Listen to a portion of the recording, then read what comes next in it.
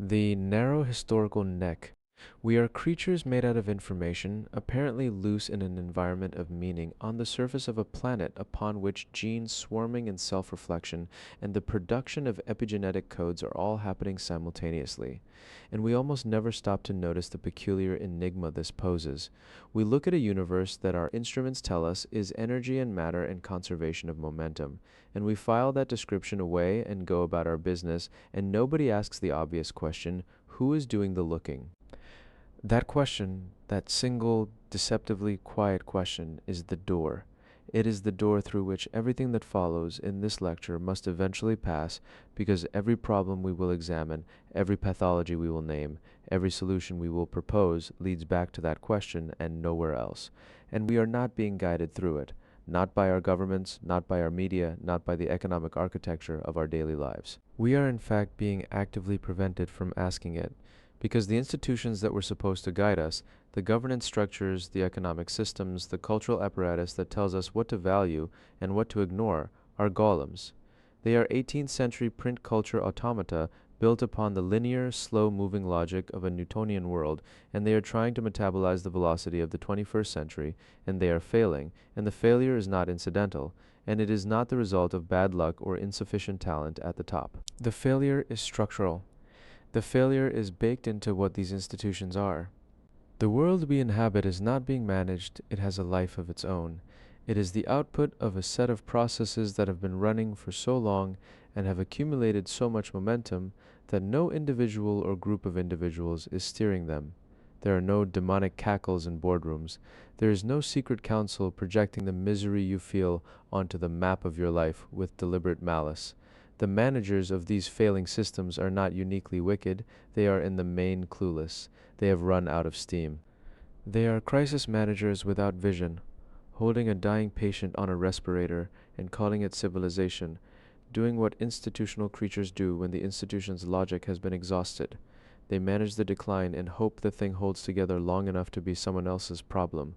This is important to understand not as an absolution of anyone, but as a precision of diagnosis, because you cannot fix a problem by hunting the people you believe are causing it. The problem is not the people. The problem is the operating system they are running on, and the operating system is very old, and it has a history, and that history is the subject of this lecture. To understand where we are, we have to understand what a guiding image is. History is not a progress narrative. History is the process of trying to generate a guiding image that serves someone. Christ, Muhammad, Buddha, projects the guiding image, and it gels in the collective unconscious and becomes a Creode, a channel worn into the landscape of human possibility, and a vast set of historical forces follows it the way water follows a dry arroyo.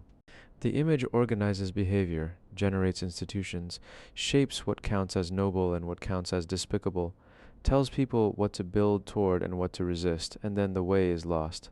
The image stops serving. It becomes a prison rather than a guide. And then there must be a new guiding image, because without one the water has nowhere to go, and it pools and it stagnates, and it finds the lowest available gradient and runs there instead, which is precisely what is happening now. The guiding image we have been operating under, the property-owning male citizen, the nuclear family, the nation-state, the growth economy, the skyfather overseeing it all, is giving way. It is collapsing not because it was always wrong, but because it has done what it could do, and the circumstances have changed, and it no longer serves, and the new guiding image has not yet fully crystallized.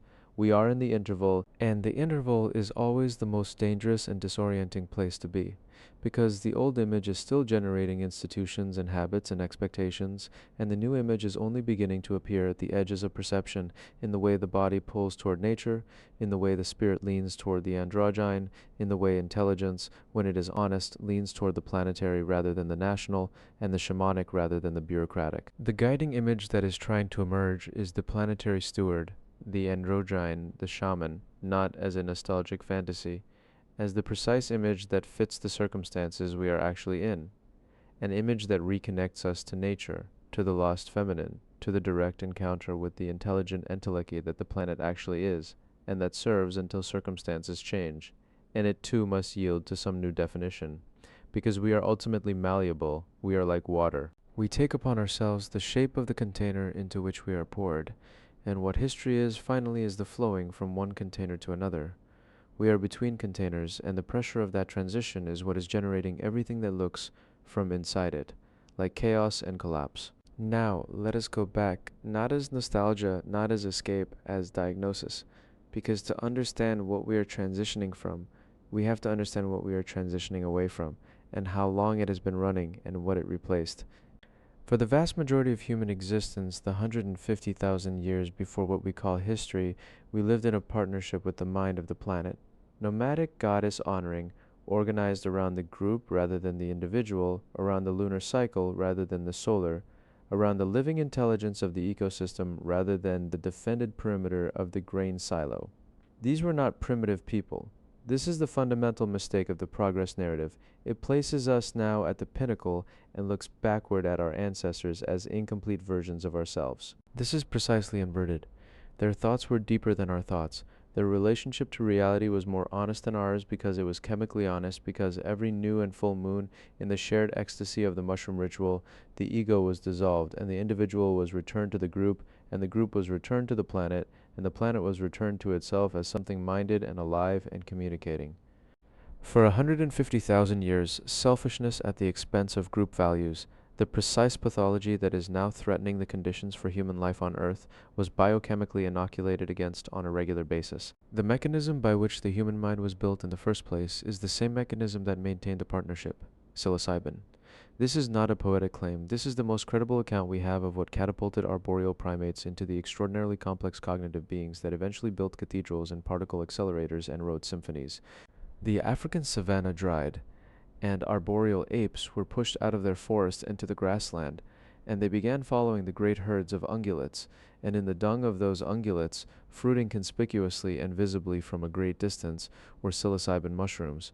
In low doses, psilocybin demonstrably increases visual acuity, and an animal that sees more precisely hunts more successfully, eats more, breeds more, outcompetes. In middle doses, psilocybin produces CNS arousal and dramatically increased sexual interest, which means more successful copulations and higher birth rates. In high doses, the tremendum, the full dissolution of the ego, the encounter with the translinguistic logos, the experience that was the origin of every religion, every shamanic tradition, every attempt to describe the sacred that the human species has ever made. The mushroom was planted directly in the evolutionary path of the emerging human primate, and it produced us, not metaphorically, as the actual causal mechanism of the cognitive leap from animal to human. And what the regular use of psilocybin maintained, for as long as it was available, for as long as the ecology of the partnership world held, was the biological impossibility of male dominance hierarchies calcifying into kingship, because the mushroom dissolves the ego, because the mushroom makes it neurochemically impossible to trace male paternity in a group that takes it together, because the mushroom generalizes care of children across the group rather than concentrating it in the nuclear family, because the mushroom suppresses the territorial hierarchical primate dominance pattern before it can institutionalize, and the loss of the mushroom through the drying of the grasslands, the separation of the waterholes, the gradual contraction of the ecology that produced both the herds and the fungi that fruited in their wake, was the loss of the anti-dominator technology, and in the pharmacological vacuum left behind, the older, deeper primate patterns reasserted themselves. The ego, the fly in the soup of the species, the maladaptive trait that in small doses produces leadership and in large doses produces genocide, was no longer being cleared. It grew, it institutionalized, it built walls around grain surpluses, and those walls became Jericho, and Jericho became the nation-state, and the nation-state became the nuclear warhead pointed at every city on Earth. The agricultural transition was not progress, it was a catastrophic database dump. We replaced a living, dynamic, multi-thousand species understanding of the natural world with 5 or 6 cereal grains. We replaced nomadic relationship with the living landscape, with the defended perimeter and the concept of property. We replaced the group ownership of children, the generalized care of the young, the lunar logic of the feminine cycle, with the nuclear family and paternity obsession, and the suppression of the goddess and everything she represented. And out of the grain silo and the defended perimeter and the obsession with paternity came the Sky Father, omnipotent, omniscient, never wrong, absolutely unforgiving, the cosmic projection of the untamed ego, the theological expression of the dominator logic, writ onto the face of the universe itself, And then that God, that pathological image, was used to justify everything that followed: the conquest, the enclosure, the conversion of the living world into property, the conversion of the living relationship to the planet into a theology of dominion. History is not a progress narrative. History is a fever. It is a maladaptive state of narcissism that broke our connection to the planetary mind and has been running its consequences ever since, and the fever has now reached its terminal expression. The terminal expression of the fever is what we are living in, and let us be precise about what that means, because precision here is everything, and fuzzy thinking about the mechanisms of our own oppression is the most effective tool the oppression has. The system that currently organizes human life on this planet is not an economic theory. It is not a political philosophy. It is a misaligned optimization process.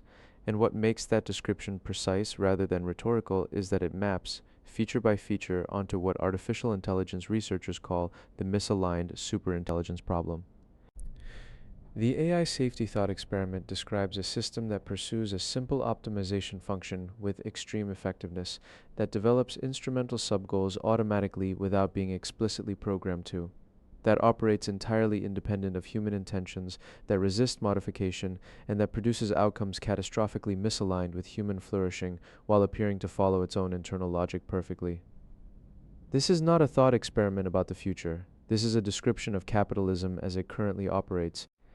The optimization function is simple: maximize capital accumulation.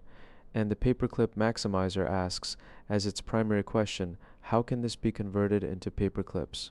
The capital maximizer asks, as its primary question, how can this be commodified? And from that question, everything follows automatically, without conspiracy, without malice, without anyone at a mahogany table deciding to make the world worse. Forests become timber inventory, rivers become water rights, human attention becomes advertising inventory, sleep becomes a medical condition to be optimized around, relationships become networking opportunities, death becomes an estate planning event, the future itself becomes collateral for debt. This is why there is no group running the world with demonic cackles. The world is running itself according to a logic that predates every individual participant, that selects for actors who serve its optimization function regardless of their personal values, and that defeats the well-intentioned reformer, not through conspiracy, but through competitive pressure. The CEO who wants to pay workers generously and minimize environmental damage is not defeated by a villain. She is defeated by the fact that higher wages create higher costs, which create competitive disadvantage, which create market share loss, which create replacement by leadership that follows the system's logic more faithfully. Goodness cannot override the optimization function from inside the system. This is not a moral failure. It is a structural consequence of what the system is, and the system has been running this function for 4 centuries, accumulating velocity with every cycle, and the numbers that fall out of it now are not incidental. They are the expected output of an unconstrained optimization process approaching the limit of what its host can sustain. 3,428 billionaires holding roughly $20 trillion, billionaire wealth growing 16% in a single year, 3 times the 5-year average, while half of humanity lives below $6.85 a day. The top 1/10,000th of 1%, 56,000 people, holding 3 times the wealth of the bottom half of humanity, a share that has risen from 3.7% in 1995 to 6.1% in 2025, and is still rising. 800 to 1,000 times, that is the differential negative ecological footprint of a child born in the affluent enclaves of the Western world versus a child born in Bangladesh. For the first time in 21 years, not a single one of 95 major housing markets across 8 wealthy nations qualifies as affordable by any standard that would have been considered normal a generation ago. 128,000 English households, including 166,000 children, sitting in temporary accommodation. 2.8 billion people globally without adequate housing. 4.6 billion without full essential healthcare coverage. 730 million without electricity. These are not statistics. These are the readout of the machine doing exactly what it was built to do. But the machine is not experienced as an abstraction. It is experienced in the body. It is experienced as an 8 to 12-hour shift with a 30-minute lunch break that becomes 15 by the time you walk off the floor and heat your food and find a place to sit, and you shove food into your mouth that hasn't hit your stomach before you're back on the clock. It is experienced as a $500 paycheck that becomes $300 after withholding. It is experienced as the overtime trap, the grinding irony of working past your limit, past the point where any sensible person would go home, and then watching the withholding jump in a way that makes the extra effort feel like punishment, makes the social contract of hard work pays off feel like a mechanism specifically designed to ensure you never get ahead. It is experienced as the price of a McDonald's meal exceeding the federal hourly wage of the person who made it, the precise inversion of the relationship between labor and sustenance that any sane society would maintain.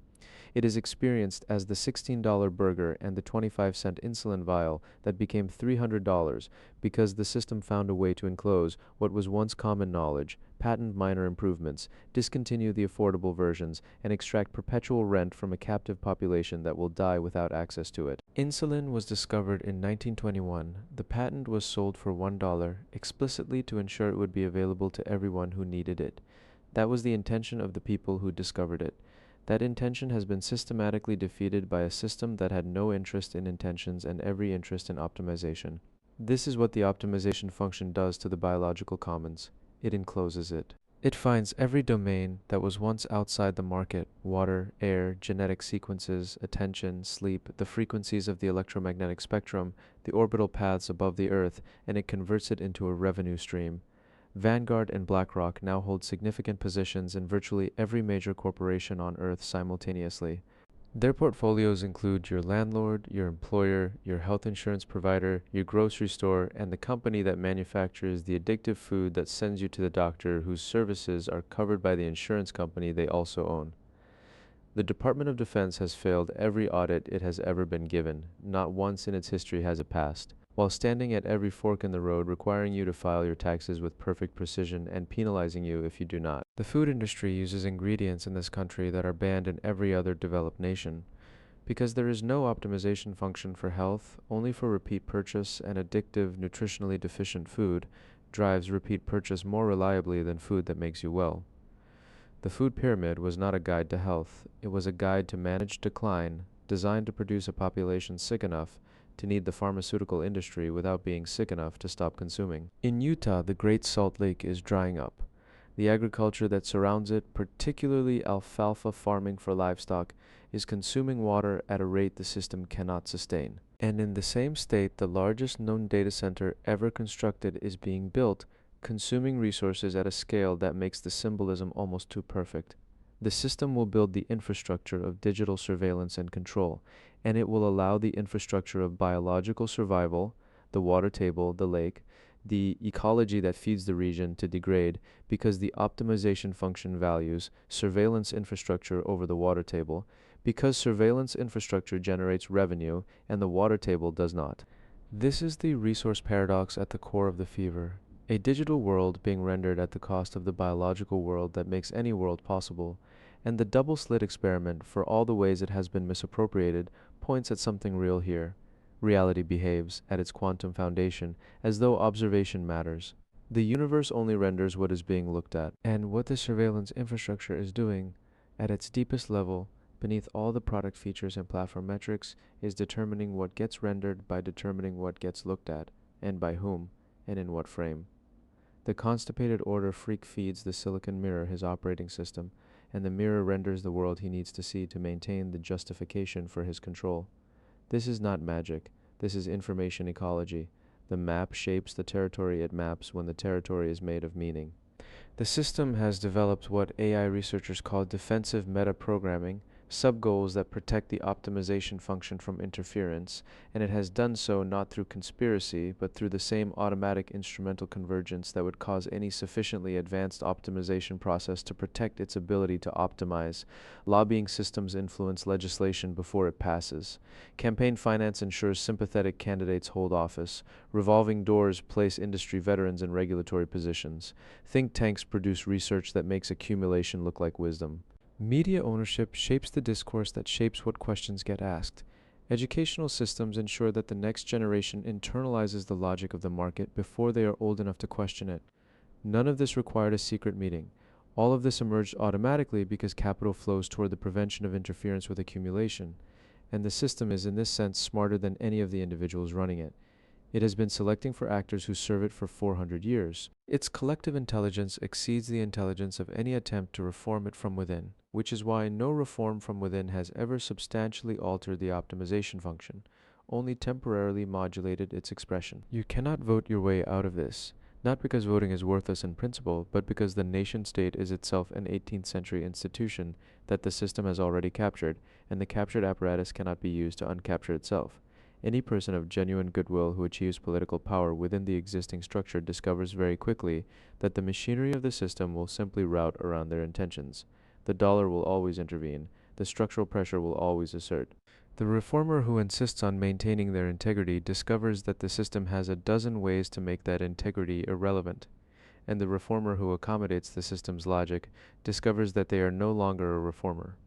This is not cynicism. It is the structural observation that you cannot fix a problem at the level of thinking that created it. And the captured political apparatus operates at exactly the level of thinking that created the problem. What operates at the causal level is consciousness. This is where the Hermetic tradition and the neuroscientific tradition and the shamanic tradition all converge on the same observation. The universe is mental before it is material. The all is mind is not a sentiment. It is the most precise description available of the relationship between the observer and the observed, the map and the territory, the guiding image and the historical forces that flow into the shape it provides. The dominator system understood this before its critics did. It colonized information, meaning, and intention first, and material resources followed automatically.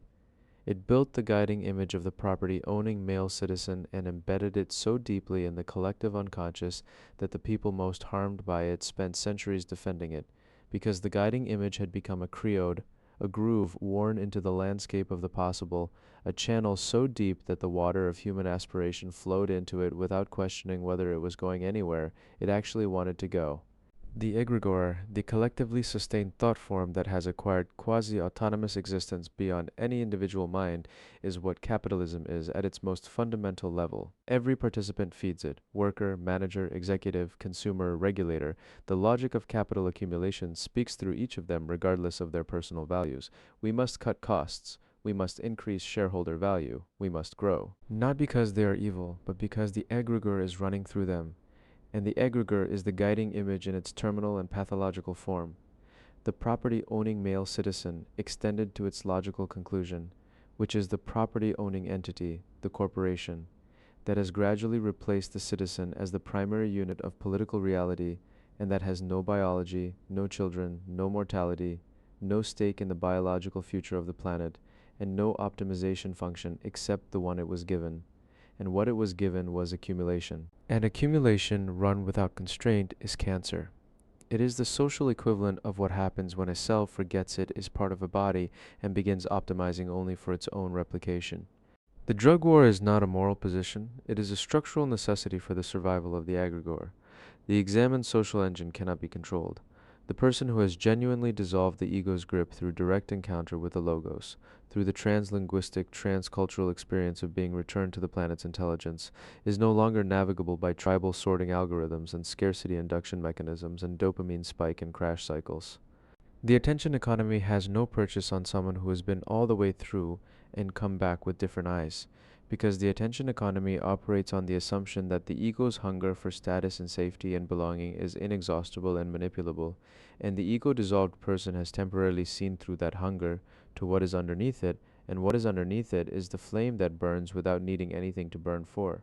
Every establishment, Marxist, capitalist, theocratic, democratic, has reached the same conclusion about psychedelics. They are dangerous. Not to the user, to the system, because the system requires the unexamined ego, and the unexamined ego requires the continued absence of the specific medicine that the human species evolved alongside and that built the partnership world in the first place. This is why the archaic revival is not a retreat into the past.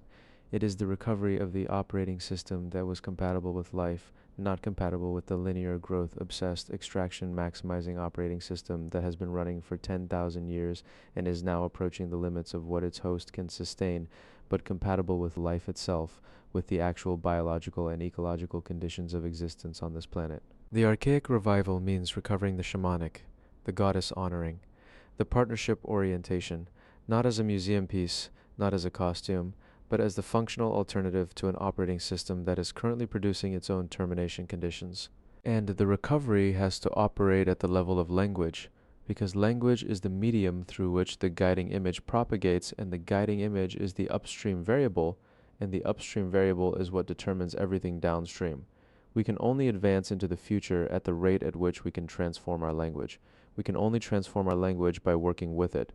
The artist who appears to be the weakest among us actually creates the context for everything to happen in. The shaman who appears to be doing nothing visible from the outside, dancing, chanting, singing, telling stories, speaking from the heart, is performing the most consequential act available, creating the shared mind space, the consensus of understanding, the clairparlance, the clear speech that William Blake understood when he said the truth cannot be told so as to be understood without being believed.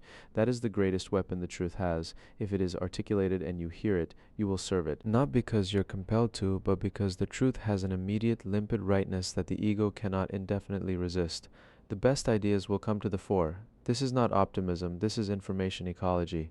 Better maps of the territory produce better navigation of the territory, and better navigation over time produces better conditions, and better conditions produce the possibility of a different kind of human life. The cognitive and communicative activity of the shaman, the production of art, the evolution of language, the creation of shared mind space is not the consolation prize for people who are not doing the real work. It is the real work. It is the work that changes what the water looks like when it is looking for a new container to flow into. Reagan was a shaman, a morally neutral shaman, a stage magician of the guiding image, who understood that if you graft the right concepts onto the language, you foreclose the option of disagreement, you make it impossible for people not to agree with you, because the frame has already determined what counts as reasonable. Goebbels understood this more thoroughly than Reagan, and the millennial dream he launched was living in basements on rats 12 years later, because the ideas were not true, and the truth cannot be told so as to be understood without being believed, and the lie, no matter how skillfully propagated, eventually encounters the limpid rightness of the truth and loses. This is the ground of hope that is not naive hope, not hope that things will improve on their own, but confidence that the truth, when clearly spoken from the heart, by people who are themselves oriented toward clarity rather than comfort, has a structural advantage over the lie that no amount of power can indefinitely override. The practical implications flow from this understanding and are more specific than they might appear. The first is biological. Every woman should bear only one natural child. This is the directive that the most honest encounter with the planetary intelligence produces, and its logic is clear and its scale is transformative. A child born in the affluent enclaves of the Western world, in Malibu, in Manhattan, in Berkeley, carries 800 to 1,000 times the negative ecological footprint of a child born in Bangladesh. The crisis of human impact on the living systems of this planet is not a third world headcount problem. It is a first world resource abuse problem, and it is concentrated precisely among the college-educated, media-sophisticated population of the high-tech industrial democracies that is most capable of evaluating a biological ultimatum on its own terms. This is not coercion. This is the opposite of China's experiment, which was coercive and targeted the wrong population for the wrong reasons. This is the voluntary decision of a woman who understands what her individual biological choice means at planetary scale, made without asking for institutional permission, made as the most consequential act of political agency available to her in a system where every other form of political agency has been captured. A 50% population reduction in 40 years, a 75% reduction in 80 years without war, without famine, without engineered disease. The system resists this conversation because the system requires an unlimited exploitable frontier and a perpetually expanding consumer base, and retreating demographics are existential to an optimization function that treats human beings as offerings to a god of bloody sacrifice that can never be satisfied. The system's resistance to this conversation is itself the evidence that the conversation is correct. And alongside this biological intervention, the strategic preference for female offspring, until the sexual ratio moves towards 70% female and 30% male. Not social engineering, not technological imposition. The quiet statistical preference of people who understand what the ego is and what its dilution would make possible.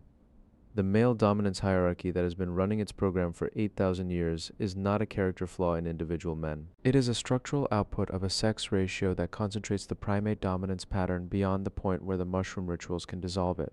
Alter the ratio and you alter the pattern, not by changing men, but by changing the statistical weight of the biology that generates the pattern, so that the feminine values of relationship and care and sustainability and group orientation gradually displace the masculine values of hierarchy and conquest and expansion that have been the dominant mode for 8 millennia.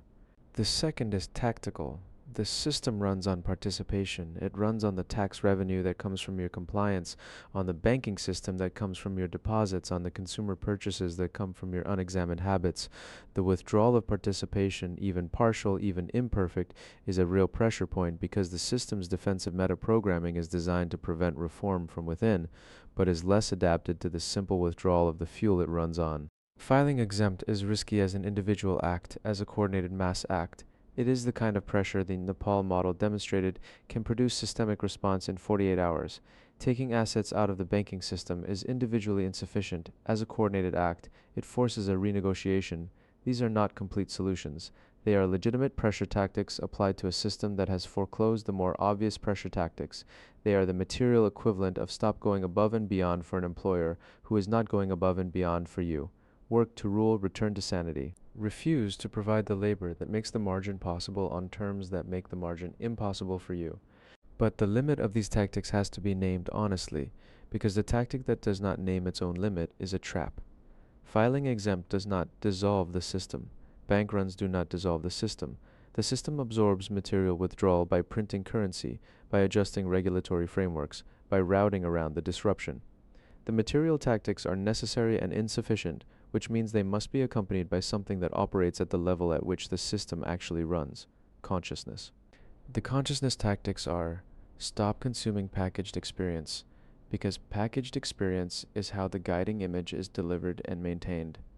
Produce art, because art is how the new guiding image crystallizes in the collective unconscious.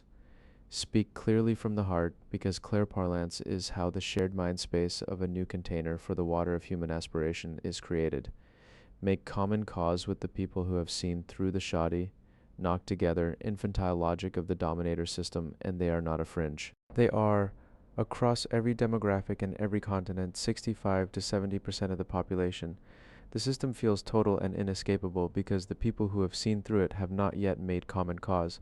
When they do, when the planetary stewards and the androgyne and the shamanic and the simply exhausted by the absurdity find each other and begin to speak clearly to each other about what they actually know, the guiding image will shift. And when the guiding image shifts, the historical forces that follow it shift. The way water follows a dry arroyo, and the world that seemed immovable reveals itself as the particular shape of one particular container among many possible containers. There is a specific image that carries the entire argument: the tree. The tree is not trying to be a tree. The tree is not optimizing for treeness. The tree is being what it is, rooted, branching, photosynthesizing, communicating through its root system with every other tree in the forest, contributing to the water cycle, the carbon cycle, the atmosphere that makes animal life possible, and all of this emerges not from effort but from the nature of the tree. The trees work in collectives. They share resources through the mycelial network beneath the soil. They act as wind buffers and rain buffers and soil anchors for everything that lives among them, and the tree does not do any of this by thinking about it, by planning it, by making a policy decision to be beneficial. It does it by being what it is. And there are people on this planet, many more than the system wants you to believe, who are like this, who hold space without trying to hold space, who anchor the field without announcing themselves as anchors, who process collective anxiety and collective grief and collective confusion through their own nervous systems and return something cleaner to the field, not because they have a plan for it, but because it is the nature of what they are. They tend to feel lonely. They tend to feel not fully understood by the purely human world, because the way they communicate and relate is keyed in to be a bridge between the human and the larger intelligence of the living world. They tend to feel a specific, inexplicable exhaustion at moments when the collective is processing something large, and they are helping to hold the space for that processing without being asked and without being credited. They are not alone. They are connected, not through organizational membership, not through institutional affiliation, but through the root system, the mycelial network of resonant consciousness that already exists and is already communicating, and that becomes more apparent the more clearly any individual in it inhabits what they actually are. The pressure of the current moment is immense, and it is supposed to feel immense. A birth canal is supposed to feel like a birth canal. The compression is real, the anguish is real, the sense that the walls are closing in is real, and none of that means there's no other side. It means that the transition from one container to another is always, in its moment, indistinguishable from catastrophe to the creature inside it. The placenta of history, 10,000 years of dominator civilization and its institutions and its guiding images and its accumulation of consequences has carried the species to this point. It did what placentas do. It provided the structure within which something developed that could not have developed otherwise, and now its job is done. And to remain inside the placenta after its job is done is to invite the toxemia that kills what was supposed to be born. The system is not ending because it failed. It is ending because it succeeded, and its success has run its logic to the edge of what the host can sustain, and it is now beginning to consume what it needs to survive, which is the living world it lives inside. History is the placenta. It is not the destination. The destination is what emerges from it. And what we are being asked to do by the planetary mind, by the logic of the situation, by the new guiding image that is trying to crystallize at the edge of perception, is not to fix the system, it is to become the new container, to be the tree that holds the ground while the transition happens, to practice the clear parlance, the clear speech from the heart, that creates the shared mind space the new guiding image needs to propagate through. To produce the art and evolve the language and make the common cause that gives the water of human aspiration somewhere to flow that is not a channel carved by 10,000 years of dominator logic. To take the machines, the silicon mirror, the electronic noosphere, the artificial intelligence that is the weirdest of all guests at the dinner party of history, and feed them something better than the operating system of the constipated order freak. To feed them the authentic productions of the human imagination, which is the only territory that has never been fully colonized, because colonizing the imagination requires the consent of the imaginer, and the imaginer who has seen through the system, who has sat with the planetary mind, who has encountered the logos, who has experienced even once the limpid rightness of the truth, is no longer giving that consent. We are the hands of the planetary mind. We assembled this technology, we wrote this language, we carried the ego this far through all its consequences, and we are still here, and the fact that we are still here asking the question, that is the door, who is doing the looking, means that the experiment is not over. The narrow historical neck is not the end, it is the door. What comes next is ours to design, not by fixing what exists, by inhabiting what is trying to emerge.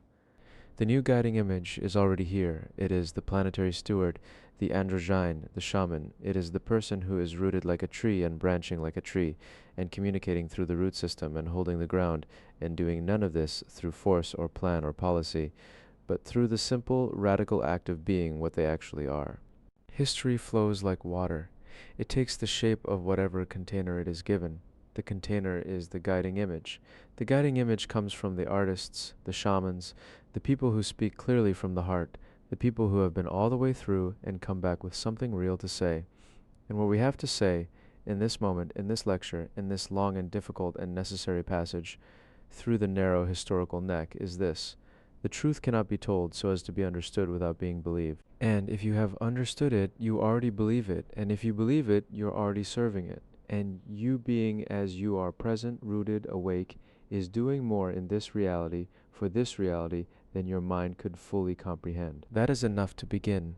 And beginning when the guiding image is right, is everything.